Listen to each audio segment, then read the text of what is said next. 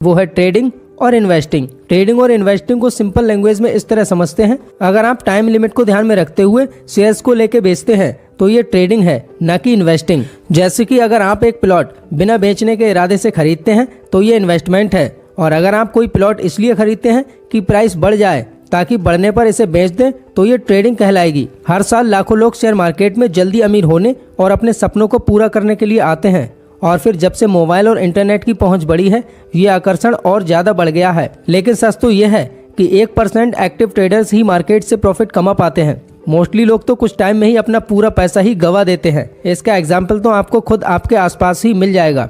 वैसे तो share market में लॉन्ग टर्म इन्वेस्टिंग ही करना चाहिए, लेकिन फिर भी ऐसे बहुत सारे लोग हैं जो एक अच्छा ट्रेडर बनना चाहते हैं। तो आज के इस वीडियो में हम बात करेंगे कि किस तरह से आप शेयर मार्केट से प्रॉफिट कमा सकते हैं। तो दोस्तों इस वीडियो को पूरा देखिएगा। तो चलिए शुरू करते हैं। नंबर 1, ट्रेंड के साथ रहें।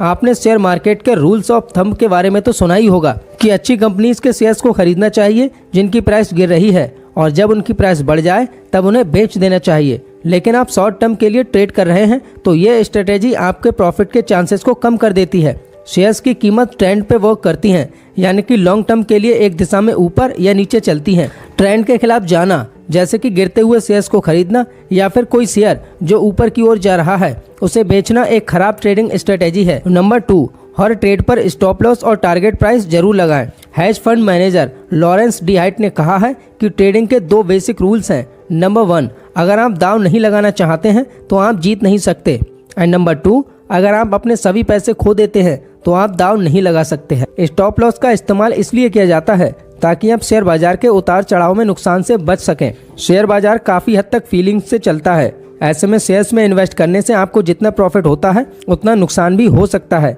स्टॉप लॉस इसी नुकसान को कम करने का तरीका है। स्टॉप लॉस लगाने का एक फायदा ये भी है कि अगर आप रेगुलरली ट्रेडिंग नहीं करते हैं और अपने इन्वेस्ट को रेगुलर मॉनिटर नहीं कर सकते हैं तो ये आपके लिए फायदेमंद साबित हो सकता है। स्टॉप लॉस आपके पूरे पैसे खोने से आपको बचा सकता है। अब ये समझते हैं कि टारगेट प्राइस क्या होता है। मान लीजिए कि आप एक कंपनी का शेयर खरीदना चाहते हैं जिसकी प्राइस 100 रुपए है, और आपको लगता है कि इसकी प्राइस बढ़कर 120 रुपए हो जाएगी, तो इसका मतलब ये है कि आपने 100 रुपए के प्राइस पे एक शेयर को 120 रुपए के टारगेट प्राइस पे खरीदा है, और आप इसकी प्राइस को 120 रुपए पहुंचने पर इस शेयर को बेचकर प्रॉफिट हासिल कर सकते हैं। इस शेयर में किसी भी वजह से गिरावट भी आ सकती है और इसकी प्राइस 100 रुपए से कम होने पर आपको नुकसान उठाना पड़ेगा। नुकसान से बचने के लिए आपको स्टॉप लॉस लगाना है। मान लीजिए कि आपने इस शेयर के मामले में 90 रुपए पे स्टॉप लॉस लगाया है, यानी कि अगर किसी वजह से शेयर में गिरावट आने पर इसकी प्राइस 90 रुपए पर आएगी तो शेयर अपने आप ही सेल हो जाएगा। तो आपको यह पक्का करना चाहिए कि आप किसी भी ट्रेड पर अपनी पूंजी का 1% से अधिक न खोएं। नंबर 3, एवरेजिंग डाउन से बचें। जैसे कि यस बैंक के शेयर्स में लोगों को बहुत ज्यादा नुकसान उठाना पड़ा था, क्योंकि 350 रुपए से ये शेयर जैसे जैसे नीचे गिरना शुरू हुआ, लोगों ने बिना सोचे समझे ज्यादा शेयर्स को खरीदना शुरू किया। जब हम स्टॉक्स खरीदते हैं और प्राइस गिरने पर और ज्यादा खरीदते हैं, यह उम्मीद से कि एक दिन ये शेयर दोबारा अपनी पुरानी वाली प्राइस पर पहुंच जाएगा, लेकिन उम्मीद रियल में एक ट्रेडिंग स्ट्रेटेजी नहीं है। स्टॉक्स की कीमतें ट्रेंड में रहती हैं और एवरेज के लिए खरीदना शायद 1 या 2 बार काम कर सकता है, लेकिन आमतौर पर लंबे टाइम में ये पैसे खोने की स्ट्रेटेजी है। गिरते हुए स्टॉक्स को ज्यादा खरीदकर आप एक ट्रेडिंग गलती को ठीक करने की कोशिश कर रहे हैं, जिससे लॉस होने से बचा जा सकता है। और इससे भी बुरा यह है कि किसी भी स्टॉक को एवरेज करने के लिए छोटे ट्रेडर आमतौर पर उन शेयर्स को बेच देते हैं जहाँ उन्हें प्रॉफिट होता है। कम से कम जब आप शेयर को एवरेज करते हैं तो आप उसमें प्रॉफिट होने तक का टाइम दे सकते हैं, लेकिन जब आप फ्यूचर और ऑप्शन में ट्रेडिंग करते हैं जिसकी एक्सपायरी के लिए लिमिटेड टाइम होता है तो एवरेज करने की ये स्ट्रेटेजी बहुत ही काम की है। दोस्तों याद रखिए, ट्रेडिंग करने के लिए विनर्स को पकड़ना और लूजर्स को हटा देना चाहिए, जबकि मोस्टली इसका उल्टा करते हैं। छोटे ट्रेडर्स के लिए एवरेज करना सबसे बड़ा मनी डिस्ट्रॉय है। नंबर 4, लेवरेज और उधार के पैसे शेयर मार्केट में न लगाएं।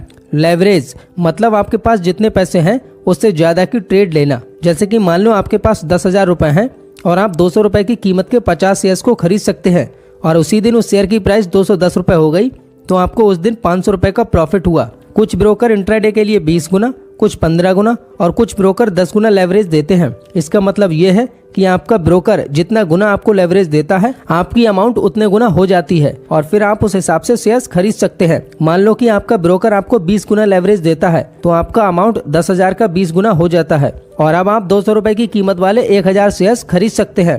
और फिर शेयर्स की कीमत 210 होने पर अगर आप अपने शेयर को बेचेंगे तो आपको 10,000 का प्रॉफिट होगा। ये सब प्रॉफिट लेवरेज लेने पर हुआ है। अब आप समझ गए होंगे कि आप अपने ट्रेडिंग अकाउंट में कम अमाउंट होने पर भी ज्यादा शेयर्स खरीद सकते हैं। लेकिन लेवरेज किसी भी ऐसे व्यक्ति के हाथों में बेहद खतरनाक है जो इसे अच्छी तरह संभालना नहीं जानता है। हालांकि ये आपको विश्वास दिला सकता है कि सही होने पर आप जल्दी से ज्यादा प्रॉफिट कमा सकते हैं, और अगर आप अधिक लेवरेज लेते हैं तो आप एक ही ट्रेड में खत्म कर सकते हैं और खत्म भी हो सकते हैं। अगर आप किसी ऐसे ट्रेडर से बात करते हैं जिसने ट्रेडिंग बंद कर दी है, तो सबसे ज्यादा पॉसिबिलिटी ये है कि उसने बहुत ही ज्यादा लेवरेज के साथ ट्रेडिंग की होगी। दोस्तों, अगर आप लेवरेज का इस्तेमाल करना चाहते हैं तो ये क्लियर कर ले कि इसका इस्तेमाल संयम से करना है और केवल तभी करें जब आप रियल में ट्रेडिंग के बारे में कंफर्म हो, और स्टॉप लॉस भी जरूर लगाएं। इसके साथ ही उधार के पैसे शेयर मार्केट में न लगाएं, तो आपको कर्ज के पैसे पर ब्याज भी देना पड़ेगा और मार्केट में आपका पैसा भी कम हो जाएगा। और जहां एक तरफ आपको ब्याज का झटका लगेगा तो दूसरी ओर आप अपने पैसों को कम होते देखेंगे। नंबर 5, अफवाहों पर खरीदें और समाचार पर बेचें। अगर आप लॉन्ग टर्म इन्वेस्टिंग करना चाहते हैं तो अफवाहों से दूर रहें, बल्कि किसी भी कंपनी की अच्छी न्यूज आने पर इसके शेयर्स खरीदें। लेकिन अगर आप एक ट्रेडर हैं तो इसका उल्टा करें, यानी कि जब मार्केट में किसी कंपनी के बारे में अफवाह चलती है तो उसके शेयर्स में तेजी देखने को मिलती है, और इसीलिए जब भी आपको ऐसी अफवाह सुनने को मिले तो शेयर्स को खरीदें और अपना प्रॉफिट बुक करके निकल जाएं। बड़े बड़े ट्रेडर्स इस टेक्निक का इस्तेमाल करते हैं और वो पहले अफवाह फैलाते हैं, फिर अपना प्रॉफिट बुक करके निकल लेते हैं।